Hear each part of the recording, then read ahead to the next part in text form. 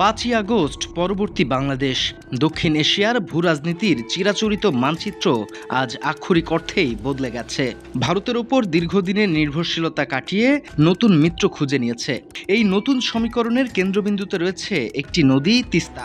দীর্ঘদিনের ঝুলে থাকা তিস্তা সমস্যা সমাধানের চাবিকাঠি এখন ড্রাগনের হাতে। ভারতের আধিপত্যবাদী ফরমানকে বুড়ো আঙুল দেখিয়ে বাংলাদেশ আজ তার জলবায়ু ও অর্থনৈতিক অধিকারের লড়াইয়ে এক নতুন উচ্চতায়।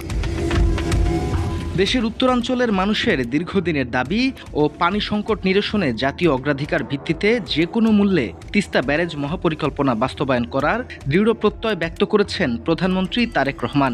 জানিয়ে ইতোমধ্যে প্রশংসা কুড়াচ্ছে বর্তমান সরকার। পদ্মা ব্যারেজ নির্মাণের উদ্যোগ গ্রহণ করেছে। তিস্তা নদী সিকিমের হিমবাহ থেকে উৎপন্ন হয়ে ভারতের পশ্চিমবঙ্গ হয়ে বাংলাদেশে প্রবেশ করেছে। 315 কিলোমিটার দীর্ঘ এই নদীটি বাংলাদেশের উত্তরাঞ্চলের প্রাণ। সমস্যা শুরু হয় গত শতাব্দীর 70-এর দশকের শেষের দিকে। ভারত যখন গজলডোবা ব্যারাজ নির্মাণের পরিকল্পনা করে, তখন থেকেই তিস্তার স্বাভাবিক প্রবাহ বাধাগ্রস্ত হতে শুরু করে। ইতিহাস সাক্ষী দেয়, ভারত একতরফাভাবে পানি প্রত্যাহার করে নেয়ার ফলে বাংলাদেশের উত্তরাঞ্চল ক্রমাগত মরুময়তার দিকে ধাবিত হচ্ছে। 1983 সালের একটি অন্তর্বর্তীকালীন চুক্তি হলেও পূর্ণাঙ্গ পানি বন্টন চুক্তি আজও অধরা। দিল্লি বারবার পশ্চিমবঙ্গের অজুহাত দেখিয়ে এই চুক্তিকে হিমঘরে ফেলে রেখেছে। তিস্তা কেবল একটি নদী নয়, এটি বাংলাদেশের মানুষের অস্তিত্বের সঙ্গে জড়িত এক ঐতিহাসিক বঞ্চনার দলিল। কেন তিস্তা মহাপরিকল্পনা বাংলাদেশ সরকারের কাছে এত গুরুত্বপূর্ণ? কারণ এই নদীকে ঘিরে বাংলাদেশের 16টি জেলার প্রায় 2.5 কোটি মানুষ জীবন ধারণ করে। এই মহাপরিকল্পনা বাস্তবায়িত হলে বছরে প্রায় 1 লাখ হেক্টর জমি নতুনভাবে সেচের আওতায় আসবে। শুষ্ক মৌসুমে পানির প্রাপ্যতা নিশ্চিত হলে ধান, গম ও শাকসবজির উৎপাদন বহুগুণ বৃদ্ধি পাবে। শুধু তাই নয়, শুষ্ক মৌসুমে এই অঞ্চলের তাপমাত্রা অস্বাভাবিকভাবে বেড়ে যায়, যা মরুকরণ প্রক্রিয়াকে ত্বরান্বিত করে। তিস্তার প্রবাহ স্বাভাবিক হলে ভূগর্ভস্থ পানির স্তর ঠিক থাকবে এবং আর্সেনিক দূষণ নিয়ন্ত্রণে আসবে। এছাড়াও নদীর নাব্য ফিরে এলে অভ্যন্তরীণ নৌবাণিজ্য ও মৎস্য চাষে এক নতুন বিপ্লব ঘটবে। আর এই মহাপরিকল্পনার প্রাক্কলিত ব্যয় ধরা হয়েছে প্রায় 853 মিলিয়ন মার্কিন ডলার বা প্রায় 10,200 কোটি টাকা। এটি বাংলাদেশের অবকাঠামো খাতের অন্যতম বড় প্রকল্প। তিস্তা ব্যারেজ পরিকল্পনায় রয়েছে নদীর 2 পাড় জুড়ে শক্তিশালী বাঁধ নির্মাণ, পানির ধারণ ক্ষমতা বাড়ানোর জন্য নদী খনন এবং জলধারা তৈরি। এটি কেবল একটি নদী খনন নয়, এটি একটি পূর্ণাঙ্গ ওয়াটার ম্যানেজমেন্ট ইকোসিস্টেম। সম্প্রতি প্রধানমন্ত্রীর বেইজিং সফরে বাণিজ্য, বিনিয়োগ, শিক্ষা ও স্বাস্থ্যসহ 13টি সমঝোতা স্মারকে সই করে বাংলাদেশ ও চীন।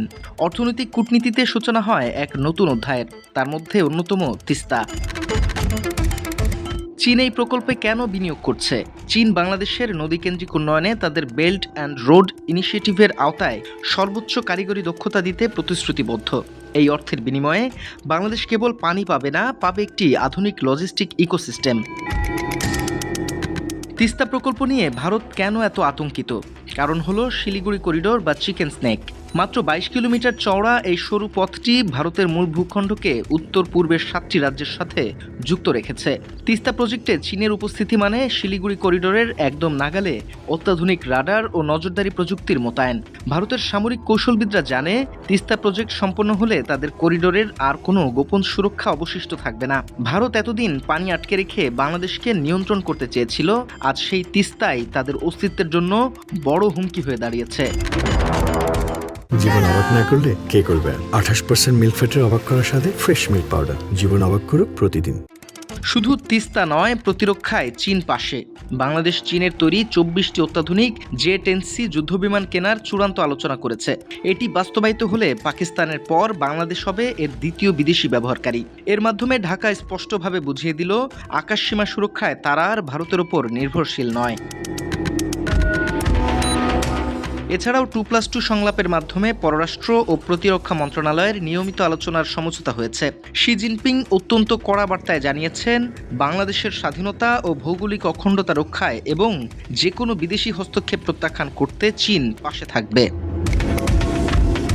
ভারত দীর্ঘদিন ধরে চিকিৎসা বাণিজ্যকে রাজনীতির হাতিয়ার হিসেবে ব্যবহার করেছে। দীর্ঘ ভিসা জটিলতা ও সীমান্তে হয়রানির মাধ্যমে তারা ঢাকাকে চাপে রেখেছিল। কিন্তু বর্তমান সরকার চীন সফরের মাধ্যমে স্বাস্থ্য খাতে যে সমঝোতা করেছে তা ভারতের মেডিকেল ট্যুরিজমের কফিনে শেষ পেরেক। চীনের ইউনান প্রদেশে বিশ্বমানের চিকিৎসা সুবিধা এখন বাংলাদেশিদের হাতের নাগালে। রোবোটিক সার্জারি থেকে শুরু করে আধুনিক ডায়াগনস্টিক চিকিৎসার জন্য আর ভারতের করোনা ভিক্ষা করতে হবে না। দিল্লির ভিসা ব্ল্যাকমেইল আজ নিজেরাই তাদের হাসপাতালগুলোকে রোগী শূন্য করে দিচ্ছে। একইভাবে মংলা বন্দরের উন্নয়ন ভারতের সাউথ ব্লকের বিনিদ্র রজনীর কারণ। যে জমিটি ভারত 10 বছরেও উন্নয়নের জন্য ব্যবহার করতে পারেনি তা আজ চীনের হাতে। বঙ্গোপসাগরে ভারতের একচেটিয়া আধিপত্যের দিন শেষ। প্রস্তাবিত বাংলাদেশ মিয়ানমার চীন ইকোনমিক করিডোর বাংলাদেশকে সরাসরি পূর্ব এশিয়ার বিশাল বাজারে যুক্ত করবে।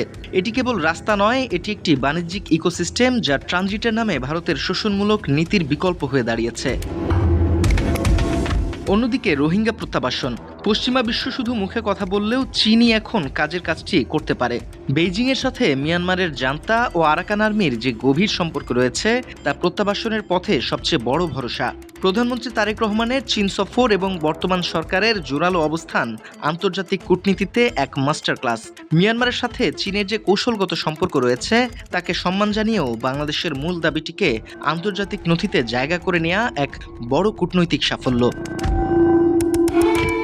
গ্রেট হল অফ দ্য পিপলের সেই রুদ্ধদ্বার বৈঠক শুধু দুটি দেশের মধ্যে চুক্তি নয়, এটিকে দক্ষিণ এশিয়ার আগামী 50 বছরের ক্ষমতার ভারসাম্যের নতুন রূপরেখা বলে মনে করা হচ্ছে। ভারত আজ সাউথ ব্লকে বসে অস্থির হচ্ছে, কারণ তারা বুঝতে পেরেছে তাদের আর কোনো পুতুল সরকার নেই।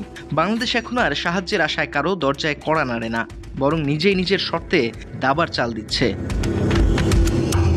সাউথ ব্লক হয়তো ভেবেছিল পুশ ইন করে কিংবা ভিসা বন্ধ করে ঢাকাকে থামিয়ে দেয়া যাবে, কিন্তু বেইজিংয়ের রেড কার্পেটে দাঁড়িয়ে বাংলাদেশ আজ প্রমাণ করেছে সার্বভৌমত্বের প্রশ্নে কোনো আপোষ নেই। এই অবস্থায় প্রায় 2 বছর বন্ধ থাকার পর ভারতের নতুন হাইকমিশনার দীনেশ ত্রিবেদী বাংলাদেশিদের জন্য তড়িঘড়ি করে ট্যুরিস্ট ভিসা পুনরায় চালুর ঘোষণা দিয়েছেন। এদেশের বাতাস যেন বলছে এখন সবকিছুর সিদ্ধান্ত নেবে বাংলাদেশি।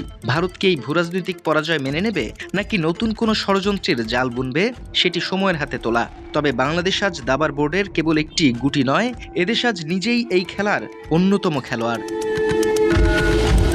বাংলা এডিশন, ঢাকা।